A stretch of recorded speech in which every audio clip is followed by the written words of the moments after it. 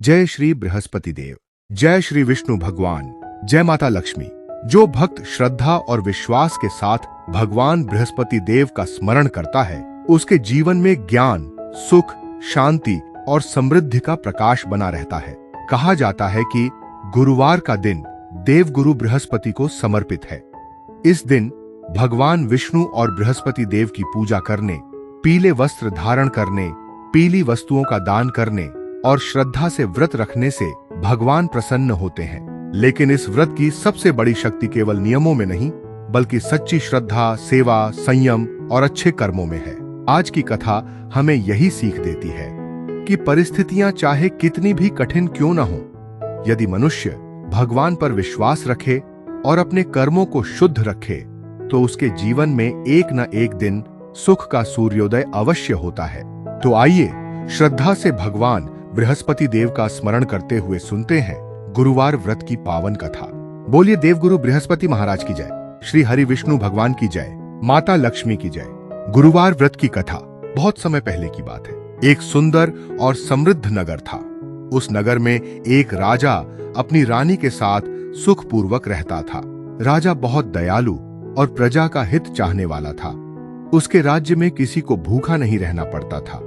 गरीबों की सहायता की जाती थी, ब्राह्मणों का सम्मान होता था और मंदिरों में प्रतिदिन भगवान की पूजा होती थी। राजा भगवान विष्णु का परम भक्त था। उसकी रानी भी धर्मपरायण थी, लेकिन उसके मन में एक कमजोरी थी। उसे धन संपत्ति और अपने वैभव पर बहुत गर्व था। महल में सोने चांदी के बर्तन थे, अनेक दास दासियां थीं और राजमहल में हर समय सुख सुविधाओं की कोई कमी नहीं रहती थी। रानी को लगता था कि उसके पास इतना धन है कि उसे किसी चीज की आवश्यकता ही नहीं। एक दिन राजमहल में एक वृद्ध साधु आए। उनके चेहरे पर तेज था और उनके हाथ में कमंडल था। उन्होंने राजा से कहा, राजन, भगवान की भक्ति के साथ साथ दान और सेवा भी जीवन का आवश्यक अंग है। विशेषकर गुरुवार के दिन जरूरतमंदों को भोजन और पीली वस्तुओं का दान करना बहुत पुण्यकारी माना गया है।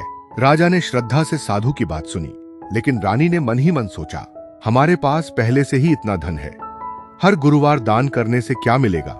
राजा ने रानी को समझाया, देवी, दान करने से धन कम नहीं होता, दान से मन की दरिद्रता दूर होती है। लेकिन रानी ने राजा की बात पर ध्यान नहीं दिया। कुछ दिनों बाद गुरुवार आया। राजा ने सुबह स्नान किया और भगवान विष्णु की पूजा की। उसने पीले फूल भगवान को अर्पित किए और गरीबों को भोजन कराया। फिर उसने रानी से कहा, आज गुरुवार है, तुम भी भगवान बृहस्पति देव की पूजा कर लो, किसी जरूरतमंद को भोजन करा दो। रानी ने कहा, महाराज, मैं रोज इतने काम करती हूँ, आज मुझे राजमहल की सफाई करनी है, मेरे पास पूजा पाठ के लिए समय नहीं है। राजा चुप हो गया। उसने रानी को कुछ नहीं कहा। उस दिन एक वृद्धा महल के द्वार पर आई। वह बहुत गरीब थी। उसने हाथ जोड़कर कहा, माता, कई दिनों से मेरे घर में अन्न नहीं है, यदि थोड़ा भोजन मिल जाए तो भगवान आपका भला करेंगे। रानी ने उसकी ओर देखा और कहा, यहाँ रोज रोज मांगने वाले आ जाते हैं, जाओ कहीं और से मांगो।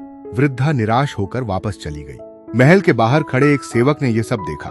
उसने वृद्धा को रोककर अपने हिस्से का भोजन उसे दे दिया। वृद्धा ने आशीर्वाद देते हुए कहा, बेटा, भगवान तुम्हारा घर हमेशा सुख से भरे। समय बीतता गया। कुछ ही महीनों में राजा के राज्य पर संकट आने लगा। पहले राज्य में वर्षा कम हुई, फसलें खराब होने लगी, फिर व्यापार में नुकसान होने लगा, राजकोष धीरे धीरे खाली होने लगा। राजा परेशान हो गया। एक दिन उसने अपने मंत्रियों को बुलाकर पूछा, हमारे राज्य में अचानक इतनी परेशानियां क्यों आने लगी हैं? मंत्री भी कोई उत्तर नहीं दे सके। राजा ने कहा, हमें किसी ज्ञानी संत से सलाह लेनी चाहिए। कुछ दिनों बाद एक महान संत राज्य में आए। राजा ने उनके चरणों में प्रणाम किया और अपनी परेशानी बताई। संत ने कुछ क्षण ध्यान किया और फिर बोले, राजन, तुम्हारे जीवन में सबसे बड़ी कमी धन की नहीं, धर्म और दान की निरंतरता की है। राजा ने कहा, महाराज, मैं तो प्रतिदिन भगवान की पूजा करता हूँ। संत बोले, पूजा केवल दीप जलाने का नाम नहीं है, पूजा का अर्थ है भगवान के बनाए हुए जीवों की सेवा करना। फिर उन्होंने कहा, गुरुवार का दिन देवगुरु बृहस्पति को समर्पित है। इस दिन भगवान विष्णु की पूजा करो। पीले वस्त्र, पीले फूल और चने की दाल या हल्दी जैसी पीली वस्तुओं का दान करो। जरूरतमंदों को भोजन कराओ और मन से अहंकार त्यागो। राजा ने श्रद्धापूर्वक उनकी बात स्वीकार कर ली। इसके बाद राजा और रानी ने गुरुवार का व्रत श्रद्धा से करना शुरू किया। वे केवल स्वयं पूजा नहीं करते थे, बल्कि जरूरतमंदों की सहायता भी करते थे। राजा ने राज्य में अन्न भंडार खुलवाए, गरीबों को भोजन दिया जाने लगा, किसानों की सहायता की गई, बच्चों की शिक्षा के लिए व्यवस्था की गई। कुछ ही समय में राज्य में फिर से वर्षा होने लगी, खेतों में हरियाली लौट आई, व्यापार बढ़ने लगा, राजकोष फिर भरने लगा, प्रजा के चेहरे पर मुस्कान लौट आई। राजा ने समझ लिया कि भगवान की कृपा केवल धन के रूप में नहीं आती, कभी वह अच्छी बुद्धि बनकर आती है, कभी अच्छे लोगों का साथ बनकर आती है, कभी संकट से बचाव बनकर आती है, और कभी हमारे अंदर अच्छे कर्म करने की प्रेरणा बनकर आती है। गुरुवार व्रत की महिमा। कहा जाता है कि गुरुवार के व्रत में भगवान विष्णु और देवगुरु बृहस्पति का स्मरण विशेष फलदायी माना जाता है। जो व्यक्ति श्रद्धा से व्रत करता है, उसे अपने जीवन में संयम, सकारात्मकता और भक्ति का सहारा मिलता है।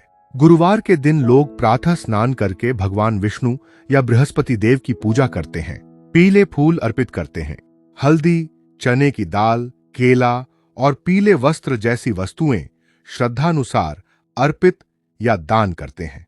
कई परिवार इस दिन कथा सुनते हैं और अंत में भगवान की आरती करते हैं। लेकिन ध्यान रखें, व्रत का सबसे बड़ा उद्देश्य केवल किसी इच्छा की पूर्ति नहीं, बल्कि मन को शुद्ध करना और अच्छे कर्मों की ओर बढ़ना है। यदि किसी कारण से कोई व्यक्ति व्रत नहीं रख सकता, तो वह भगवान का स्मरण, प्रार्थना और जरूरतमंद की सहायता करके भी भक्ति कर सकता है।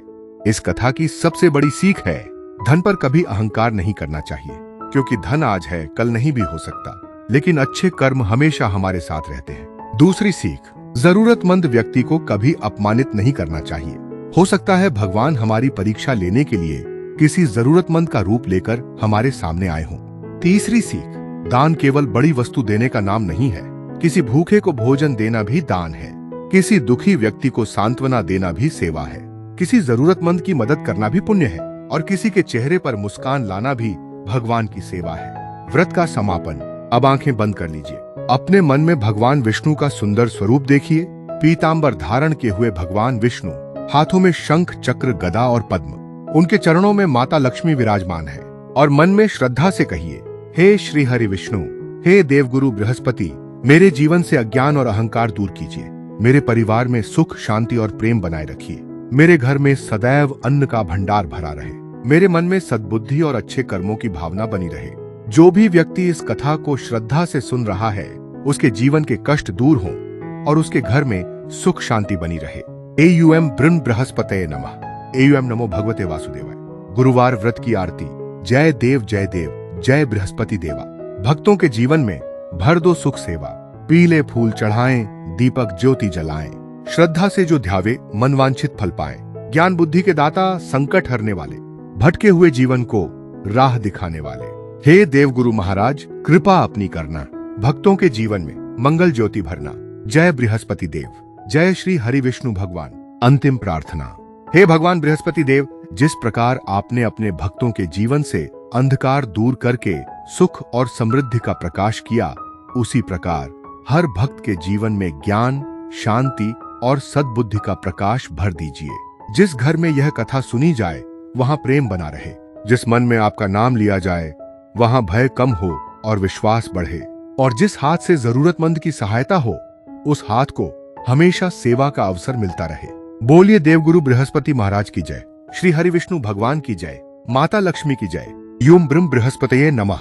अगर आपको यह गुरुवार व्रत कथा पसंद आई हो और भगवान बृहस्पति देव की ऐसी ही भक्तिमय कथाएं सुनना चाहते हैं, तो हमारे चैनल भक्तिरास कथा विद प्रियमवादा को जरूर सब्सक्राइब करें, वीडियो को लाइक करें और अपने परिवार व प्रियजनों के साथ शेयर जरूर करें, ताकि यह भक्ति और भगवान का आशीर्वाद अधिक से अधिक लोगों तक पहुंच सके। कमेंट में श्रद्धा से लिखें, ओम ब्रह्म बृहस्पतये नमः। श्री हरि विष्णु भगवान की जय, देवगुरु बृहस्पति महाराज की जय।